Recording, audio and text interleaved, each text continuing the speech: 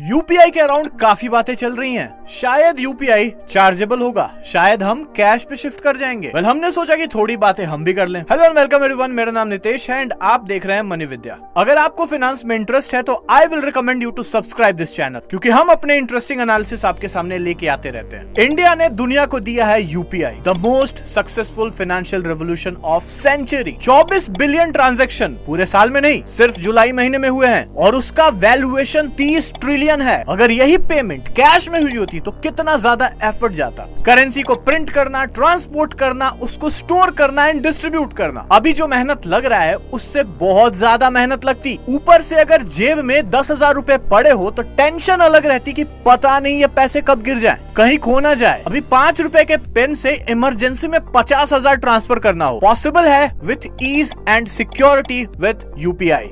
एक बार भी सोचना नहीं पड़ता। यूपीआई ने एक आम इंसान को फाइनेंशियल एजुकेटेड बनाया है। क्यूआर स्कैन करना, रिसीवर को वेरीफाई करना एंड तब अमाउंट ट्रांसफर करना। अभी कुछ दिनों से मामला गर्म है। काफी लोगों ने पूछा क्या यूपीआई अब चार्जेबल हो जाएगा? डू वी हैव टू पे टू यूज यूपीआई? क्या चले वापस कैश की तरफ? Let's understand the full thing with concepts. अभी तक यूपीआई में 0 एमडीआर लगता था। एमडीआर का मतलब है मर्चेंट डिस्काउंटिंग फीस, जो कि अभी most of the credit and debit card में लगता है। यूपीआई पे नहीं लगता था क्योंकि लॉफुली उसको मना किया गया था। मान लीजिए कि आपने एक स्टोर में 10,000 रुपए का क्रेडिट कार्ड स्वाइप करा, स्टोर वाले को कंप्लीट 10,000 रुपए नहीं मिलेंगे, उसमें से 2, 4, 5 रुपए कट जाएंगे। That is merchant discount fee। अभी जब आप किसी इंडिविजुअल या दुकान पे यूपीआई के थ्रू ट्रांसफर करते हो तो जितना आपने ट्रांसफर करा मर्चेंट को या इंडिविजुअल को उतना ही पैसा मिलता है। लेट्स से कि 10,000 रुपए जो आपने स्टोर में ट्रांसफर किए थे, अगर आपने यूपीआई के थ्रू ट्रांसफर किया होता तो स्टोर को पूरे 10,000 रुपए मिलते। Government has passed the bill जिससे कि RBI can change the rule and charge MDR on UPI payments. फिर से सवाल आता है, क्या यूपीआई चार्जेबल है? The big and straight answer is no, it is not chargeable. It is not going to be chargeable for customers. अगर आप अपने भाई या परिवार के किसी को भी 10,000 रुपए भेज रहे हो तो उनको 10,000 का 10,000 मिलेगा, 1 रुपया भी कम नहीं मिलेगा। तो ये चेंज है किसके लिए? The answer is few merchants. ये चेंज उन मर्चेंट्स के लिए है जो कि बिग टिकट ट्रांजैक्शन करते हैं। उनके ट्रांजैक्शन पे एमडीआर लगेगा। कोई भी मर्चेंट अगर 2,000 रुपए से ज्यादा की पेमेंट रिसीव करता है एक बार में, कलेक्टिवली नहीं,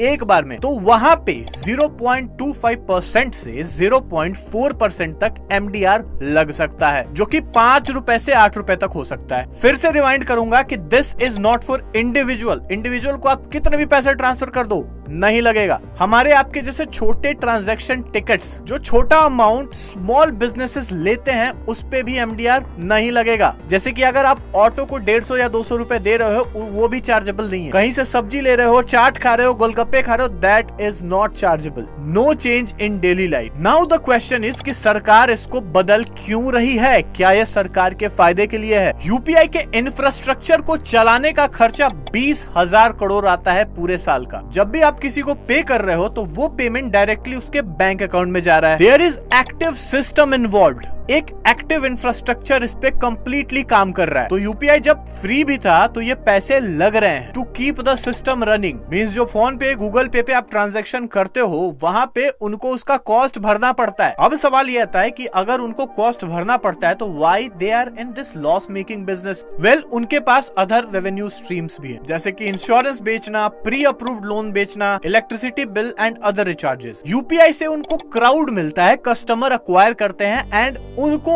अलग अलग प्रोडक्ट्स बेच के बिजनेस को चलाते हैं। आफ्टर दिस एमडीआर इम्पोजिशन उनका एक और रेवेन्यू का सोर्स बढ़ गया, which can lead to their profitability. 2,000 के ऊपर के ट्रांजैक्शन का जो वॉल्यूम है वो सिर्फ 4% है, लेकिन total value of the transaction is 67%। Means MDR is going to help for sure. अभी तक गवर्नमेंट ने इसको 0 रखा because they want to scale the UPI, और जब और बढ़ाना है, गांव-गांव तक इसको पहुंचाना है, they are introducing MDR. Government का लॉजिक है कि ये बर्डन नहीं बनेगा, एक सेल्फ सफिशिएंट सिस्टम बनेगा। अब ये जो एमडीआर है ये देगा कौन? जितने भी पेमेंट इकोसिस्टम में है, जैसे फोन पे, गूगल पे, पेयू, उन सब के लिए ये गुड न्यूज है। सीधा सीधा देखे तो यहाँ पे मर्चेंट बैकफुट पे जा रहा है बिकॉज 2,000 से ऊपर पेमेंट के लिए उनको भरना पड़ेगा। जाएगा, तो क्या उनके लिए लॉस होगा? The answer is no. Logically वो कॉस्ट जो है अल्टीमेटली कंज्यूमर को ही भरना पड़ेगा। इधर वो एक्स्ट्रा चार्ज करेंगे या फिर अपनी प्राइस को इंक्रीज कर देंगे टू एब्सॉर्ब द कॉस्ट। अभी भी इंडिया में बहुत जगह ये प्रेवलेंट है कि अगर आप कैश या यूपीआई दे रहे हो तो एक भी पैसा एक्स्ट्रा नहीं लगता है, लेकिन जैसे ही आप बोलते हो that I have to use card for the payment, वो बोलते हैं कि इसमें 1 से 4% तक एक्स्ट्रा अमाउंट ऐड करना पड़ेगा। मान लिया कि गवर्नमेंट रूल लेके आ गई कि आप इस तरीके से कंज्यूमर को एक्स्ट्रा चार्ज नहीं कर सकते, तो फिर कॉस्ट तो ऑप्शन है ही लास्ट में उसको इंक्रीज कर देना। डिस्काउंट बेनिफिट्स हटा देंगे, मींस एट द एंड लगती कंज्यूमर्स की ही है, किसी और के ऊपर नहीं। Well this is just an early stage. अब देखना है कि डेटा क्या कहता है। आफ्टर इम्पोजिशन यूपीआई और ज्यादा बढ़ता है या फिर घटता है? क्या सच में बड़े ट्रांजैक्शन अब यूपीआई पे नहीं होंगे? ये तो बस अब वक्त ही बताएगा। आपका इस बारे में क्या ओपिनियन है? Let me know in the comment section. चलते हैं, फिर मिलेंगे, बाय बाय।